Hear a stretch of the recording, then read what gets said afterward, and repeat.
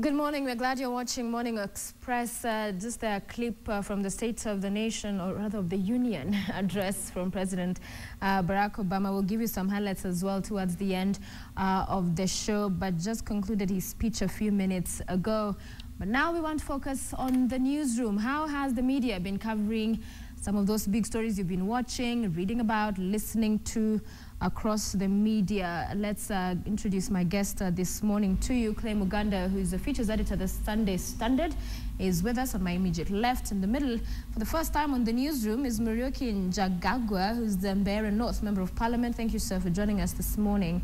Also, Patrick Gadara, a communications consultant, with us. Gentlemen, good morning, and a lot to cover today. I'm actually not sure where to begin because other than, and I think let's start there with the Langata school and the tear gas and the president yesterday upset with some of the officials in these key dockets and stakeholders that should have handled this matter, in his opinion, way before it got out of hand.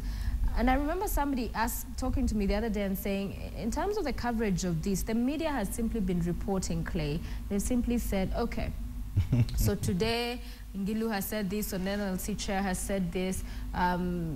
There's been a protest, they've been tear gassed.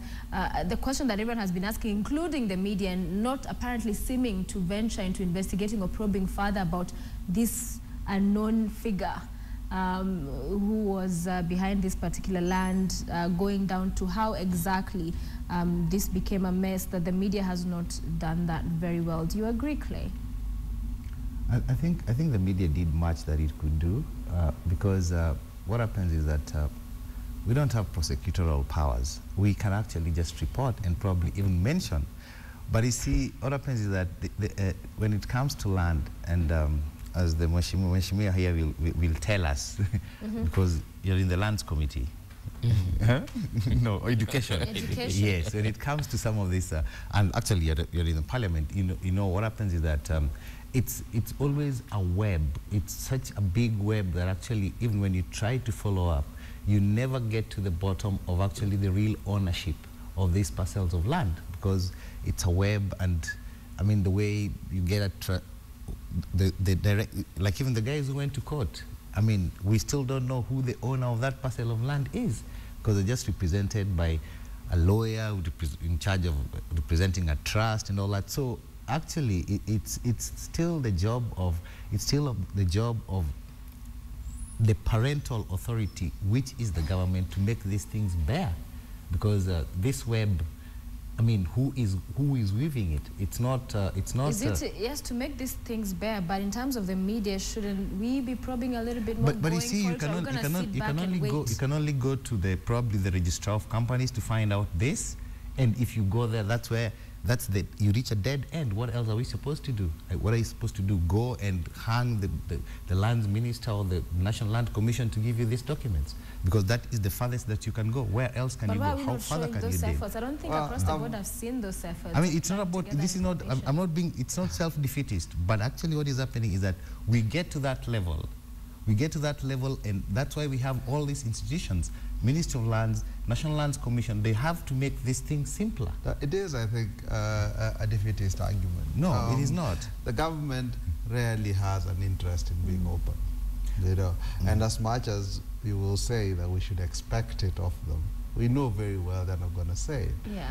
You know, and I think it is part of the job of the press to carry out its own probes, its own investigations, you know, and find out what's going on.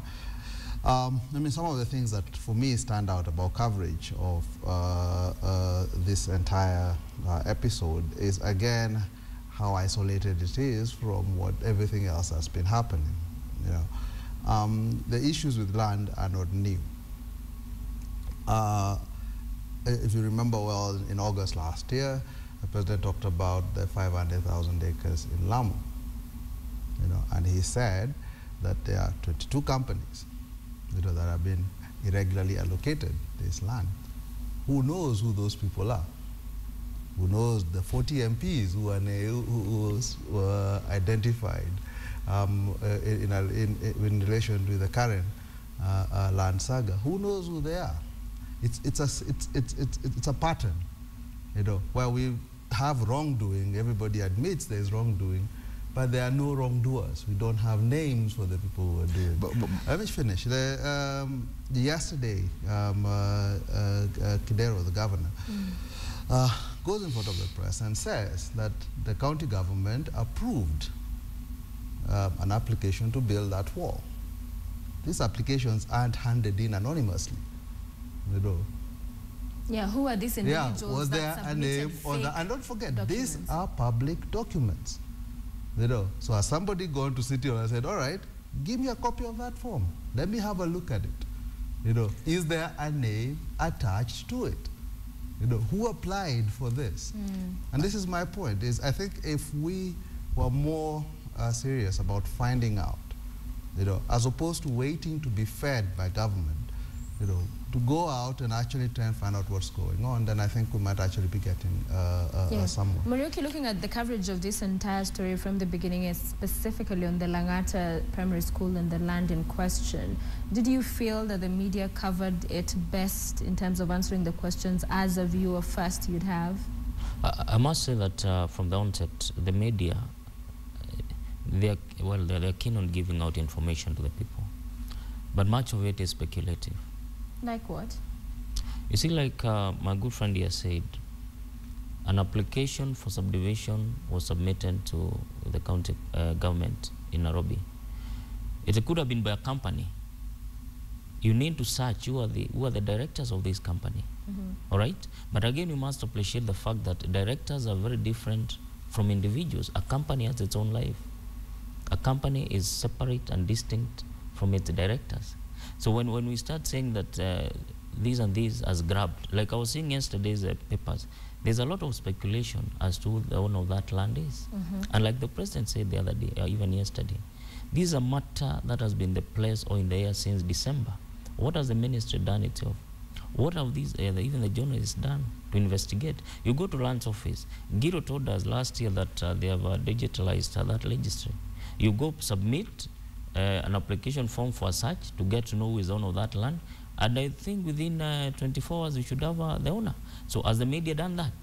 Well, I mean, hasn't the government already said who the owner is? I think let's go back to some years ago. Like when it comes to the issue of land grabbing, I think you need to give the media credit, because from the 90s and all that, all this issue about land grabbing, actually the term land grabbing was actually coined by the media, because that's when the media actually started unearthing all these problems about parcels of land being grabbed here and there all over the country. You see, so you cannot just give a blanket condemnation of the media that it's not doing enough, because what is happening here also, what we are questioning and what actually even you people as voters are questioning is how come, because I mean, we elected a government. We've been electing governments. It is up to them. This is the parental authority. You cannot hide things from your children and then you blame them for not finding them. You create a web. That is exactly, just a minute, that is exactly what has happened here, because I'm not saying that the government should actually hand them over to us, but these questions they should.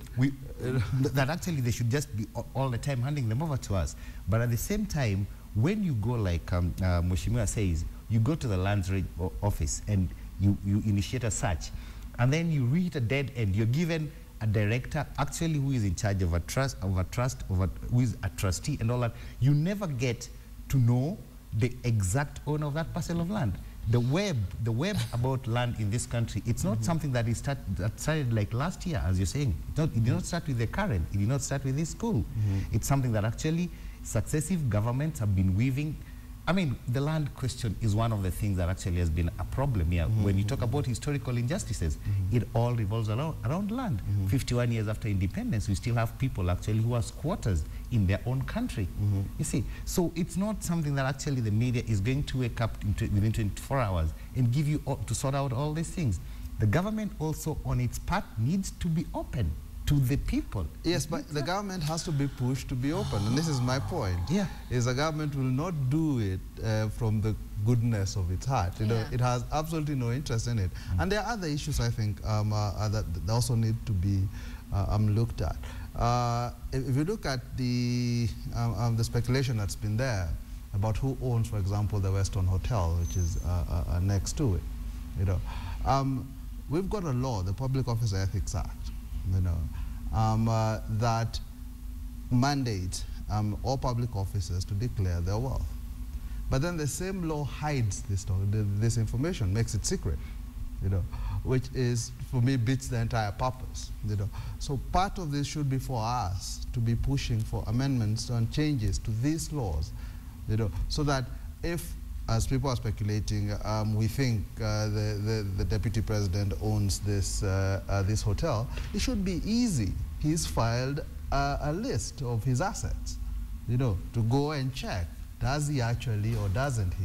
These are public officers. They are accountable to the public. Hiding this information from the public is a problem. Yeah, maybe, like I'm saying, like I said before, when Kemunya became the Minister for Lands in 2003, he gazetted some regulations, and one of them was that if you have a letter of allotment and you do not actualize that letter of allotment within 30 days to get your title, then the letter of allotment expires. So yesterday, I heard Giro say this school got their letter of allotment in 1975, and they still do not have a title deed to that parcel of land. So where do we stand? Is Kemunya's regulations, did they expire? Are they still in existence? Do we go by Kemunya's regulations, which were duly gazetted? Does now this school lose its land because they never procured their title? So the press should be giving us that chronology of events. This has been happening in this country. You go to the archives and retrieve all that data. Because as a lawyer myself, if I was to go to court acting for the owners of that land, I will cite the case of Kemunya, the regulations.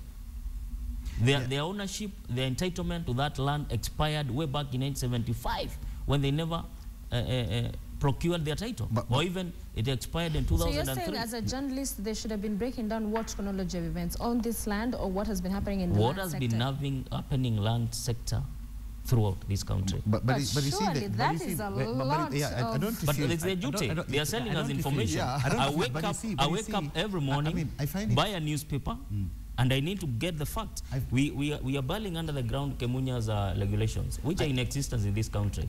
We get the report on the Dongo report, which said these parcels of land were acquired illegally. Today, as we speak, people are going with those parcels of land to the bank. You acquire a mortgage. When you go to sell that land as a bank, you are told you cannot sell that piece of land through an auction because it was illegally allocated. So who is the end loser? We should be having that information every other day, so that people are aware of what is happening. So every day we should talk about land. Langata Road Primary School is basically a public school, which actually is a government school. And how many schools, even in your constituency, how many public schools, even in your constituency, have title deeds? They don't have. You see, so actually, and I find it so odd that actually, as a member of parliament, you can actually, because this motion has never even been pushed, even in your own constituency itself. You have never come up with probably maybe a private member's motion or just a motion to regularize this to ensure that all public schools in the country have title deeds.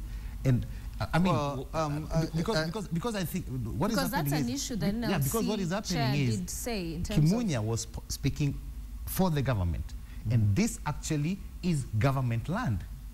So I will not be surprised. I will not be surprised if actually there are very many other parcels of public land, which is, I mean, government land, which don't have these title deeds. Well, I mean, there is, I think, the entire problem with land is one that needs to be constantly articulated. And issues such as this that come up is an opportunity for us to give the context. You know, he's mentioned things like the Ndogo report, you know, which again, not implemented among one of the many reports that we have, you know, that the government does nothing about, you know, as he speaks about regulations, you know. But forgive me, I find it a bit funny. You are an MP, you sit in parliament, your job is to hold the government to account. Exactly. You know? So exactly. Apart from coming on the show and asking us to cover this every day, my job is to put to oversight government. Yeah. You know, let us not mistake the issues of... So what are you doing in parliament? That's what I'm like now telling them. Okay. And we've done that even before. What? Let the schools like in Embu County, where I come from, We're having a situation where we are telling let's all start the with your schools. constituency. Say the schools, yeah, schools. Schools, especially those that we are telling them, go procure, go get your own title deeds, all right? And that is in process since last year. Because we know that if you let a piece of land there idle, somebody is going to encroach on it. So you're saying you've been working on this? I'm working on that. Or we are you're working working on it since Langata happened? No. Far from it, far from it. But I'm telling you, you must not mistake two issues. A member of parliament is not in the executive. We are members of parliament. Neither not the is the executive. media. We should be putting the government to account. We put it what we call oversight, all right? And that is where we're saying, once government says this, let them implement it. Well, and then you as a public and the media, we must assist each other. Yeah, but let me ask, as a member of parliament, I mean, we've got a case where police are deployed to guard a structure the government itself says is illegal. In fact, that had said should have come down before Monday. It sends in police who are more interested in guarding this illegal wall than they are in protecting or in the welfare of the citizens who are protesting against it.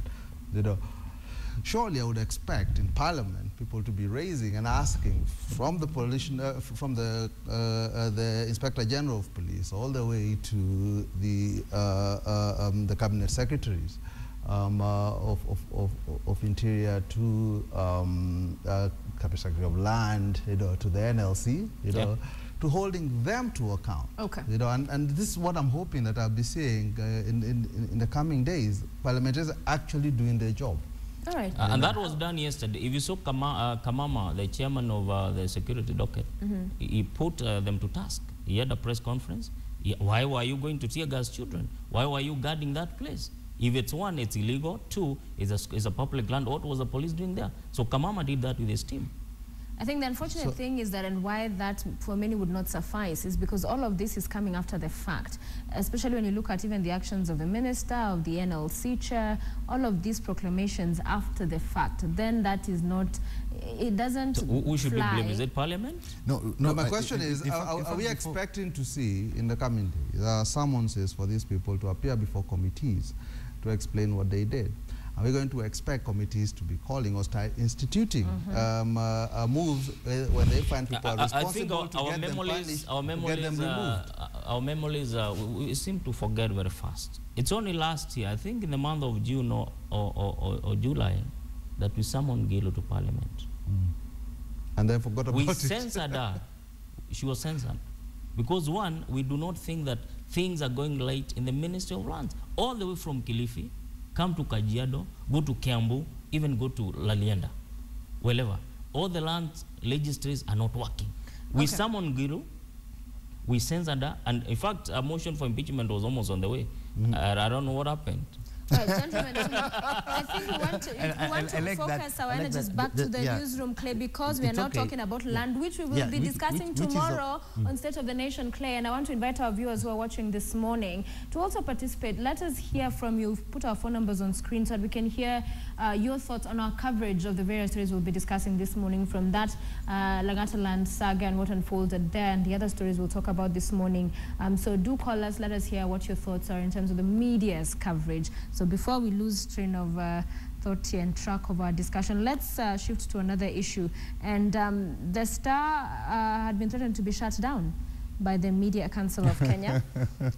Clay, you're laughing. I want to hear your thoughts on that because of some of those publications that had been made.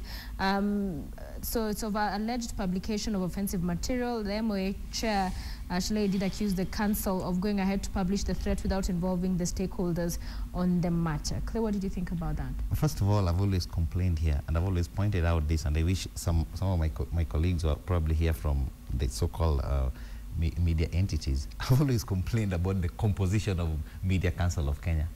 I don't like it. First of all, I mean, I don't think, and as another editor pointed out the other day, and he pointed out exactly what I've been saying, is that you don't find journalists in Law Society of Kenya.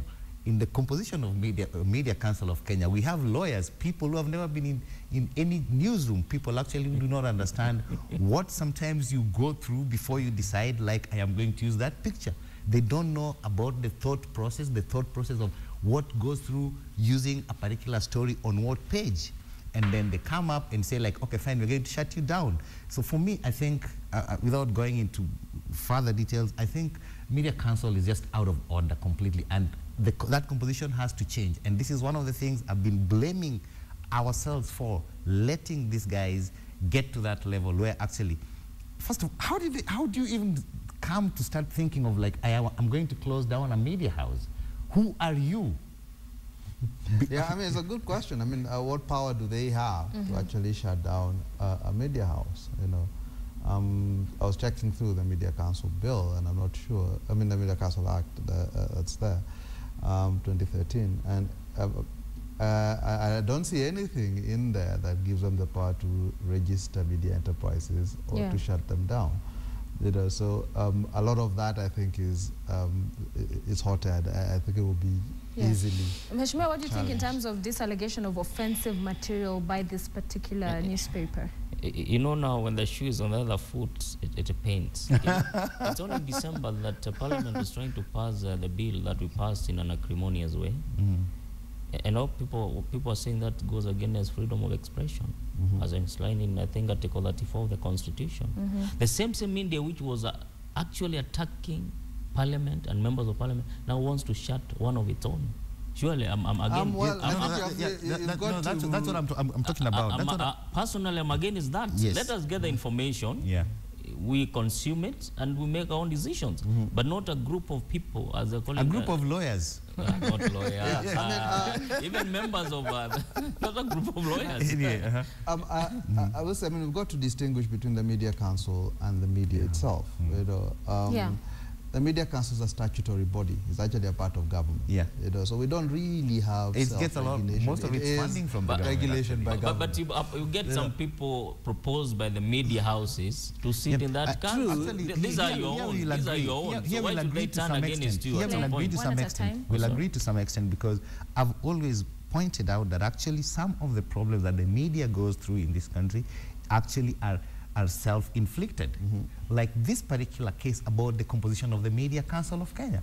I have talked about this, I think, for the past 1 year, even during that time when we were discussing the Kika bill and all that. I have always complained privately and sometimes on this show. I've always told my colleagues that we actually gave these people this leeway to lynch us now, like Media Council of Kenya. And I am stating it again, I don't like the composition of that. It's a statutory body.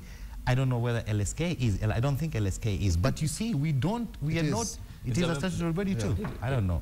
I don't know much about it. Set up an act of parliament. But you don't have members of the engineers, whatever, of Kenya being in LSK. But here, Media Council of Kenya, we have. I think we have LSK representative. I even remember saying here that very soon we'll even have somebody from TSC. Being a representative from, I mean, and why not? He's a consumer of the news. I mean, so his argument is at least to have some basic understanding of how news work. I do, yes, because they need to have. I mean, there's so many things that actually happen in this country that we fail to understand, which curtail media freedom. Some of them we have actually refused to understand that even increasing the cost of newsprint, that is a form of curtailing media freedom. But these are some of the things that MCK, as it is, does not even address. You see, so for me, the composition of MCK, I think it probably, I don't know how it will be changed, whether it will be through an act of parliament, and I think it is just wrong. I mean, that one I agree. It is a mistake we probably made as journalists. And I think it needs to change. Well, I think for me, the idea of the MCK as being a statutory body for me is a bit problematic. I think we should go back to self-regulation as opposed to what they like to call now co-regulation.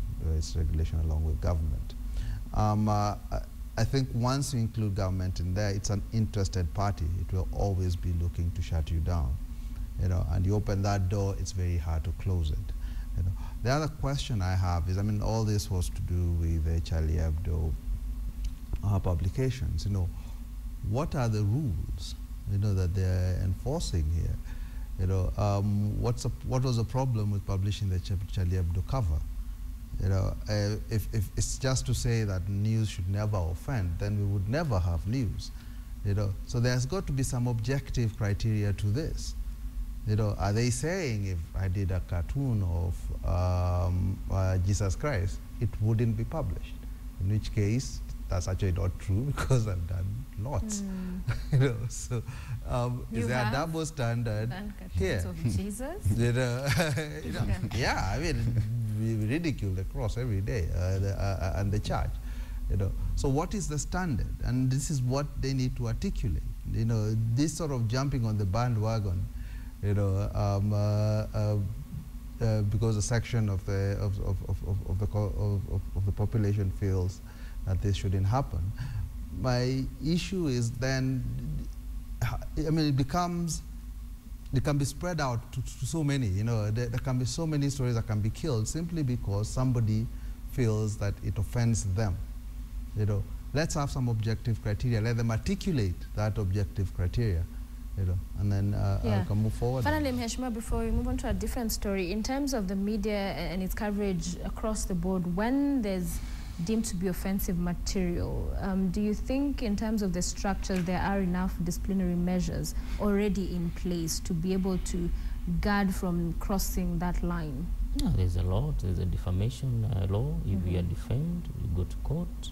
There's that media council. You can report somebody there, whatever house that feels has offended you. There's a lot of regulation. But again, in terms of freedom of expression, we should not curtail that. Let us get the right material. I'm certain our media has come of age. You do not just publish for the sake of it. You do not just air news for the sake of it. It goes through these editors. They look at it and they know what would be good for consumption. I mean, I've not seen anything too outrageous to call for curtailment of those freedoms. No. So that's in mainstream media. Let's talk about also social media, which also plays a factor. And you talked about especially curtailing of those freedoms. We've had the incident of Mutai, the blogger, who the other day was arrested, released, and it's on allegations of some of the posts he had on his blog on corruption, alleged corruption in Isiolo County.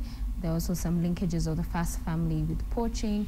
We had the incident with Wadi, who is serving a 2-year jail term, and other bloggers. And because of some of those publications, and some of this material is public record. It's not something they've gotten from nowhere. It's stuff that can be accessed by anybody. Clay, how we have covered this particular story, and as far as the law that covers that, yes, freedom of expression, but we've had some coming out to argue that, yes, as much as we're arguing that freedom should not be curtailed, should watch out, and the government has received its share of criticism, there are those who've also argued, on the other hand, responsibility comes with those freedoms. Ideally, I don't like bloggers very much. I don't like them very much. But no, but at Have this... you been a victim? But no, but at this particular moment, I think I will defend their right to do whatever they want to do. I mean, it's not something that I don't like them, but it's not that I hate them. But I think whatever has been happening for the past 1 month, the past few months, whatever bloggers have been doing, I think they actually do a very good job. You know, they've been doing a very good job. And some of the things that actually they mention, they don't, it's not that they're creating these things are in the public domain. And you've seen, like, actually in the so-called bloggers, when Wadi was arrested, I mean, I didn't even know who Wadi was, by the way, before that. I follow, it's Mutai, and I've been seeing all his tweets and all that, yeah? On Twitter, I've been seeing all his tweets. But when he actually got arrested, the mainstream media actually came forward and actually made as much noise. We reported it and all that. So it's not that we actually hate bloggers per se. Sometimes I feel like, okay, fine. I think probably it's a personal thing. Like, maybe if they attack you or they attack me, I feel like, oh, okay, fine. I don't like that particular blogger. Do you think there needs to be a measure of responsibility, or do they just say it now that it's I think free space? Using this particular case, these three instances, or like actually the one of Robert Alai and it's Mutai, I don't think they said anything untoward. They actually mentioned what is in the public domain, and I think you have to spare them some. I mean, the government needs to stop fighting. I mean, using excessive force on such harmless people. Before I hear from both of you, we have callers on the line. Yusuf Hussein, good morning, sir. Morning, Sophia. Thank you for calling. Go ahead with your contribution. I wanted to contribute on the position you said media did not investigate on the land issue of Langata. The Nation headline today was showing that they went to start to look at the private developer. And they realized there are no names on that company, which was a private developer, who grabbed the land of Langata Primary School. So how can you do any more investigation once even the register itself does not have the names, the code names of the company? You get my point, Sophia? Yes. So it's a hard time now, the government, the president, our president, to whip the whip and sack people. Okay. Like the Ministry of Lands Charity, she has been always on scandal from Karen, from Philippe, and what Mheshimiwa said. It is a hard time, Kenyans.